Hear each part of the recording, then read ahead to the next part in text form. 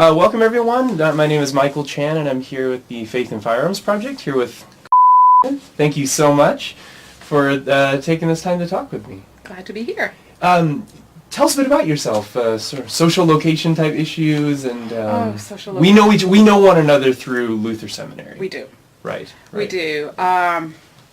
Gee willikers. I'm a doctoral student in the process of writing my dissertation. I'm an ordained Presbyterian minister, and my call is to the chaplaincy. So I've worked at the VA Medical Center here in Minneapolis, Minnesota, as well as all that is on hiatus now as I turn to the project at hand. What is the title of the project? I can't see. Countertransference as koinonia. Yeah, so that's full, or that's a very full title and loaded, I'm sure, with nuance. It is. Mm-hmm. And you're really, it's kind of an interdisciplinary project too. It is. Yeah. I'm using neuroscience, post-colonial theory, psychoanalytic theory, biblical theology. Amazing. So we've talked a little bit off camera just about this project and why you were interested in it. What kind of sparked your imagination around the Faith and Firearms Project? Well, when I heard you on NPR interviewed by Carrie Miller around this project, just the liveliness of the phone call, the fact that I couldn't get to the phone since I was driving because I did want to. Oh, you wanted to call in. I wanted to call in and I couldn't. What really made it compelling for me was that as an ordained minister who worships mostly in progressive liberal congregations, I haven't felt that that's a safe space at all in which to mention casual things like, oh, my husband's pheasant hunting this weekend, or, oh, when I was on vacation for the first time, I picked up a gun and target shot, and oh my gosh, the sense of power was amazing. That's totally unacceptable talk, at least in the congregations that I have been and am currently a part of. And that's troubling to me. That you can't have that conversation there. Right, because I feel I'd be judged. That I would be put into a group of, oh, you must be, and then start making correlations of, politically your ideology must be Republican, or you must have redneck relatives, or you must enjoy violence, or you have control issues, or, whatever it's tripping the other person, that their experience that might be negative around how they value guns. What would you have said if you called in? If you actually were able to get... Do you remember what you were going to say? Well, I was going to mention that point, how I wish church was a safe place. And additionally, I would say that as a facilitator for the Respectful Conversations projects through the Minnesota Council of Churches, at one point, when I was associated with them, they were thinking that the whole question about guns would be a really loaded topic, no pun intended, around which to facilitate conversations so people with very different life experiences and perspectives could learn from each other about what they felt about guns. And so, to that end, a bunch of us facilitators were gathered, and we were exploring different dimensions of that project. And so these are trained facilitators who know how to do this.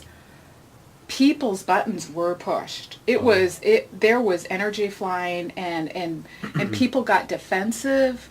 People shut down in their listening, and so that was fascinating to me. That people who were trained to do kind of fruitful dialogue could not themselves do it around this particular issue that we were exploring. So... Did it ever occur? Did the Respectful Conversations Project ever take on guns? I don't think so. I don't know. I need to follow up on that. I don't know. But that was really an insightful experience for me. And just everybody in the room, just everybody's body language became more stiff. And people didn't know what to say or do. Witnessing one woman against another woman with opposite views really go at it with each other. What do you think? I mean, you're someone who's really thinking on some pretty complex theoretical levels and also cultural levels. When you see that kind of energy coming out in a debate, what are the streams feeding into that? One of them was racial. Oh, interesting. Okay. So I think a white woman who is a gun holder, she has a permit, she target shoots. I can't remember if she hunted. But she was upset about being seen in some way as... Sorry, I just had to adjust. seen stereotypically. That was upsetting to her. The person who also had strong feelings was an African American woman. And so just in terms of culturally, the role gun plays in white culture versus urban black culture is significantly different. I don't know if you different heard, experiences. Yeah, I don't know if you heard the caller in that show who made that exact point. She is from a biracial family. Yes, did you hear that? did, and that was powerful to me. So I think race plays. I think the circumstances under which you have a gun. I think it's different from somebody who, a woman who's scared, who is in midlife seeking a gun and learning how to use it for the first time because she's afraid and wants to protect herself, is very different than somebody who grew up and was exposed to guns. So I grew up in Madison, Wisconsin. My high school was West High, right near the university. And yet during hunting season, kids would roll in from having gone hunting on their trucks, you know, and you just knew, you could tell by what they were wearing and how they smelled and and everything that they had gone hunting. And one of my good girlfriends, she went duck hunting. So she did hunter safety class when she was 10 years old. And that was back in the 70s. And, you know, every year she went duck hunting, and she was, you know, one among mostly guys. And yet that was a valued tradition with her dad. And her sister aged up into that. So she was a strong role model for me. you. Yeah. My dad grew up on a farm. He knew how to use a gun to shoot varmints. But his academic life didn't allow him space to hunt. Oh, he was an academic. Oh. Yeah. Yeah. And a farm owner. Yeah. Is that right? Well, he came from the farm. Oh, I see. Okay. Yeah. But my grandfather, who was a school principal, he hunted. He duck hunted all the time, pheasant hunted, and my uncle joined him, and you know, I yearned for a dog as a kid, and I had my grandpa's hunting dog as the only dog I knew, and you know, would help train it, you know. So yeah, it just was kind of like, this is how family and friends kind of spend some of their fall weekends. Well, that gets to another question I was going to ask, and that just has to do with your own kind of history with guns. I usually like to ask people about how they would narrate, you know, their own history. Like maybe the first time you encountered a gun, and how kind of your thinking developed over time around guns. Okay. So I was aware my dad had a shotgun in his closet, way in the back, and the ammo was on the shelf. And it was just there, along with a baseball bat. And we never discussed guns growing up. Really interesting. I don't know why. It just, partly because he didn't go hunting, really. It was just, you know, my grandpa and my other uncle. So I never really thought about guns. They were just like part of the furniture, you know. You just kind of there, but not really present. Absent and present at the same time. Sure. Yeah. So I guess my awareness, if I had to say it, it was through a narration of hunting. When you were in school, you mentioned the seeing people come Right, but with my grandpa, he talked about how he would go hunting with his dad. And so he lived in south central Minnesota, and talking about hunting in the sloughs and for ducks. But it was always contextualized by this love of nature and ability to identify a lot of different birds by sight and by sound. And so it was kind of a rich environment of just being out in the natural world and knowing that in the era that he grew up, he had to hunt to bring back food for the family. And then, my high school situation with my girlfriend and knowing that throughout middle school. And then I married my husband, a Marine, and that's when I became aware of guns as collectibles with history. History. Is he a collector? Does he collect guns? Yeah, Springfield. That's right, we talked about this. That's right. Springfields, Yeah. Right. So, and because his dad was a World War II Marine, and our nephew is a Marine, now an FBI agent, there's just a new layer of military tradition of guns. Early on when I married my husband, he's an aviator. He used to fly A6s. I was so he would drop bombs. A6 is an attacked aircraft, and it's a two-seater, so you have a bomber navigator, and when he flew it, it's no longer flown. It was not a digital, it was analog, so you're using math like crazy to get the bombs on target on time. Okay. And so I remember when he came back from a bombing run at Boardman in Oregon, just delighted that he got all his bombs on target on time, and my feeling sick to my stomach. Like, oh my gosh, bombs kill people, innocent people. And then thinking, okay, but he's minimizing collateral damage because they're on time, on target. And then flipping back to, he had that military occupational specialty assigned before he went to platoon leadership course. So he had an aviation slot. That would be his if he made it through and if he got all the grades and everything. And he did. Okay. And I valued that because when he went through his officer training, he was really good with a gun, and they wanted him to be a sniper. And I could rationalize him dropping bombs thousands of feet in the air, but I was really clear kind of at a really basic level. It would be a whole different ballgame to be married to somebody who could actually scope in and visually see a human being that he would kill. Even knowing that his dad had sniper abilities and used them in World War II in the Western Pacific Theater. So you had these conversations together when back in this time, the two of you would talk about this? Yeah, and I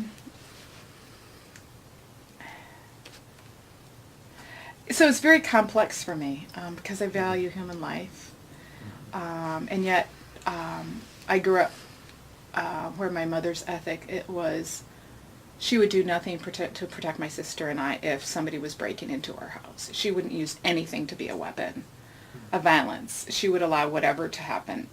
And so I grew up feeling very vulnerable in that an adult wouldn't do anything to protect me. And I'm a mama bear. I have 2 children, and I was really clear when I became a mom that I would do what I would need to do to protect my kids from somebody else's violence in our own home. It's complex. And it is complex, yeah. Thank you for sharing those. Yeah. Letting us into those complexities. So I don't know. I feel like I'm rambling. No, this is... So guns have always... a familiar sight is my husband in the kitchen having on our counter island guns out that he's cleaning and taking care of. Or he found a little piece that will match this particular Springfield. That just, little widgets and... But a complicated history. Yeah. And a complicated present. Yeah. It's yeah. part of... And I hadn't picked up a gun until like 3 years ago. Okay. when we were on vacation. This is the target shooting Yeah, story that you were just narrating? Okay. And my husband has always invited me to go along, and it's never worked out, mostly because I've been studying or writing papers or, being a mom. And I thought, yeah, I can do this. I can traipse along. And my aunt was with me, and my uncle. And I guess my aunt is a role model too. She's in her late 60s, early 70s, and she hikes a lot. Okay. Sometimes with a group, sometimes alone. So she's picked up a gun for her own safety and been practicing with it and has a permit and all. So when she hikes in the mountains in Arizona, because you never know who you're going to run into. So she was there, and so I picked up, I don't know, some kind of big long rifle deal. And my husband's a really good teacher, and so he just told me how to, what my stance should be, where my weight should be, so the technique. And I like that process. Learning just the... that. And I was surprised to find that to be enjoyable, because I had no clue what how I was going to respond. And, then just starting to squeeze the trigger. And I had no clue as to how I was going to feel when I heard and felt the gun go off. And it was powerful, especially knowing that I hit pretty close to a bullseye. And I was surprised by that power that I felt in the experience of shooting. I had never thought about that before at all. And then I kind of felt bad, like... Oh, about that feeling of power. Yeah. That it was a positive, it wasn't a negative. That I could see how people could really get into just really liking that rhythm. It kind of reminded me of when I was learning to play basketball, and when you get the ball go whoosh through the hoop, it's just that woohoo! You have a sound, and it's related to technique. And like when I was learning basketball, my dad was coaching me, and my husband was coaching me with learning how to shoot. So it felt more companionable than I had imagined. And then I got more frustrated when I got a pistol, because it's just easier to shoot more accurately with a rifle than a pistol. And then there was a different experience of power too. Oh, between the pistol and the rifle? Yeah. Did it feel less powerful? Yeah, it felt less powerful. Okay. Yeah. Although I could imagine if you're really good and you really, that could be even more powerful. There's a fairly more vulnerability in that power with the pistol, because it's slight and it's less of an extension, whereas, with the gun, it's just your arm is reinforcing holding it. It's yeah. Yeah. Huh. Thank you for sharing that. Let's see. I haven't picked up a gun since then. This is 3 years ago, you said? Yeah, so I've just been way busy since then. Yeah. I'd like to, though, just for my own, to develop more familiarity with a pistol. Yeah. Now, let me back up a little bit and ask you just a few questions about faith, if that's all right. You're obviously a theologian and a pastor, and so I think you've been thinking about what it means to be a Christian or a person of faith for a really long time. But how would you kind of summarize for you what it means to be a Christian? If that can be done in summary form. Right. Let me just say it this way. Live into that question for just a minute. Yeah.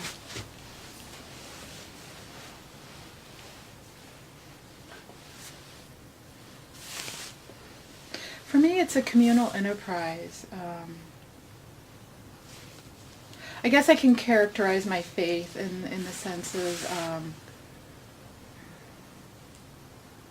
the importance and meaning of going to a weekly Bible study at this congregation where I worship.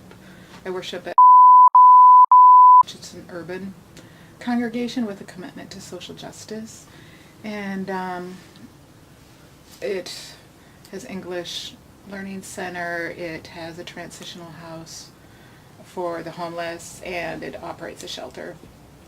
So they really live out their ethic.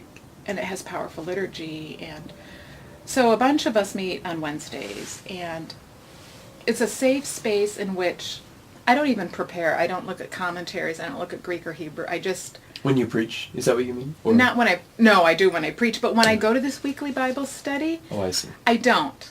I might choose one lesson that I read and think and wonder about the images, and then we come together, and we're not trying to convert each other. We kind of know what each person might say, based on the emphasis and what trips our buttons. But mostly we have really fruitful and engaged dialogue for 2 hours on all the lectionary readings where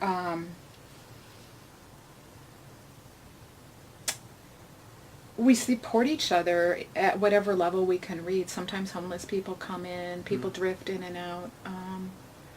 And there's various levels, and but being heard, being seen, and we're wrestling together.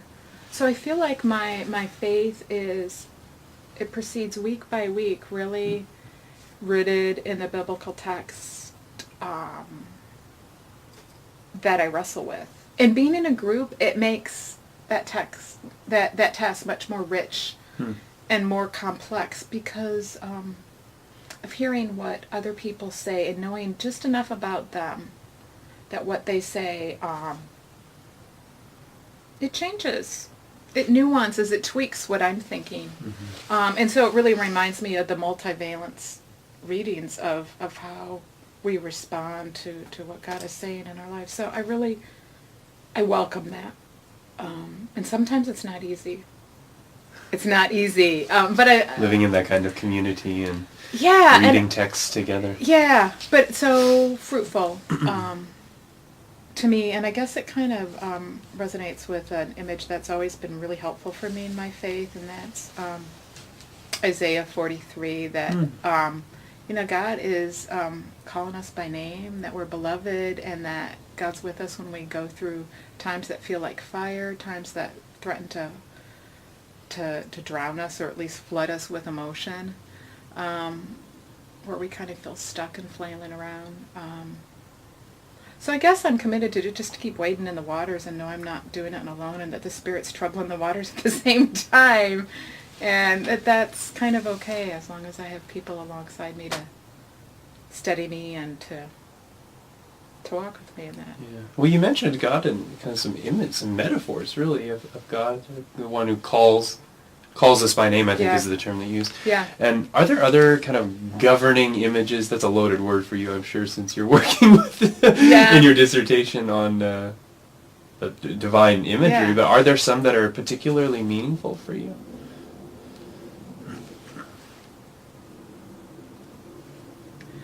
Oh, God. I really find myself, this is weird, back to the shepherd imagery again, because it's a recent appreciation in my life. I love the Psalms. How can I not? John Calvin, Presbyterian, as a way to prayer. And I always kind of didn't like Psalm 23. Oh, the Lord as is the my shepherd stereotypical. Right. Oh, can't you be a little bit more creative? And I find myself in the last 3-4 years more taken with that image in the sense of, and it's probably because of the imagining in my mind's eye is, thanks to C.S. Lewis and Narnia, but also the Hebrew prophets. So imagining the setting of being in this broad plateau, you've been led to a safe place, and that you're gathered around this outdoor table, and you have to sit cheek to jowl with your enemies around that table. And you're there supping together, feasting together, and that's a powerful image, because when I used to have that image come to mind, it was that the enemies were in back of me in a circle encircling the table, but I was kind of gathered with the people I like, not that we were all mixed up together, so I had to face somebody that felt like an enemy to me, or I might be their enemy. And I don't know how I came up with that original image that's now supplanted probably by this more correct image, but there was distance there, and so I don't know. That really is, that is a fascinating kind of transformation in your own interpretation of the Right, text. it's a different way of witnessing. Right, because if Between the two images. Yeah, if I understand you correctly, in the newer, updated Right. interpretation, you're saying that the enemies they're not something that you're being protected from. They're actually there with you at Exactly. Participating in the meal. Right. Right. Whereas before, I felt the protection was that they were in the outer circle and I was on the inner circle. And that was just a real visual image I had. I need to think about that more. Yeah, I do too, because, I haven't thought through how and why that shift happened. Only, I guess another image for me is, so in this space that I worship, it's not a traditional worship space. It looks like an old ugly building on a corner. Actually, it's Scandinavian design, kind of inspired, but you can't really tell it's a church. And inside, it's the sanctuary. You're in a semicircle, kind of, and our music director is phenomenal with music. So she'll take hymns, and all of a sudden, we find ourselves singing a hymn in the form of a round. So literally, we're singing back and forth to each other, kind of call and response, back and forth dialogue. And so one song that has just really meant a lot the last couple of years, especially in the sense of the profound shift in community here, was singing this song called You Are Holy. Singing about God, but when you're facing other people and they're singing You Are Holy and I'm singing You Are Holy, it's just not the vertical dimension, it's the horizontal. And to have that song, and we go on and repeat and repeat and repeat until it's time that the song just kind of fades away. But that's another important image for my faith, just the holiness that we bear toward one another and that God bears toward us, that has to do with facing. And so that's why it's loaded with the guns, because you're facing somebody or something with a gun. So that's where you're feeling some of the tension. Yeah. Going back to the conversations with your husband, becoming a sniper. Yeah. It's face to face with another human being, but in a violent confrontation. Right. And yet, so proud that he can be accurate with what he does. Something about perfection of technique, something about mastery, something about, it removes it more from the realm of the violent to more of an art, in some sense. And that there's more of an ethic that guides it. When you think about technique and just all what perfection connotes in a religious theological sense. And I don't know if that's just bullshit that really obscures the taking of lives. Or the potential, if you do more than just target shoot. This is complicated material.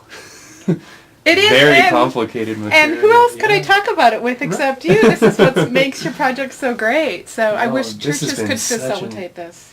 Yeah. I've had the opportunity to host 2 conversations in church settings. One with an LVC Yagam group, and then one at Jody Haug's Theology pub. Nice. At the Humble Walk Theology pub. Oh, nice. And they've been fascinating conversations, and I feel like the best part about those conversations has been watching the erosion of caricature. Yes. Because I think this debate is riddled with caricature in America. And it's like a nesting doll. It's up close and personal, but then that's a small doll, and it's enclosed, I think, by another doll, which isn't, it's about violence. And love. Or I can think of back to the shepherd imagery, where it's not violent. Okay, keying off of Saving Paradise by Rita Nakashima Brock and Rebecca Parker. Okay. This is a book. I'm It's not a book. familiar with this book. It's a book. Okay. So, Saving Paradise, Redeeming Christ from Empire and Violence or something. Anyway, archaeologically, they discovered all these mosaics of Jesus the Good Shepherd. Okay. And didn't see any iconic imagery, mosaic imagery that emphasized the crucifixion until much, much, much later. Centuries later. And so the whole book unpacks that. And their research was that when the Frankish tribes were forced to convert or die, that's when the atonement and crucifixion became important because it made sense of their life experience. Oh, fascinating. Wow. And so they're positing the Good Shepherd imagery of part of that is salvation is here now on earth. So the kingdom of God, the realm and reign of God is paradise here on earth, not otherworldly salvation in the by and by when new creation of the eschaton comes. Wow, that is fascinating. So I wonder if that's like a larger theological container to how do you envision end times? What hastens it? Is it violent conflagration, or is it just the earnest struggle of we live one day at a time in Paradise Garden now? Because that's the faithful thing to do, even amidst violence of lions and tigers and bears and oh my. Yeah. And you just do the best you can. Wow. Well, thank you so much. I really appreciated this. Yeah. And, looking forward to calling you Reverend Doctor very soon. Very, very soon. But thank you for sharing your thoughts. I mean, it's just fascinating material to discuss. So appreciate it. Yeah, thanks. Mm-hmm.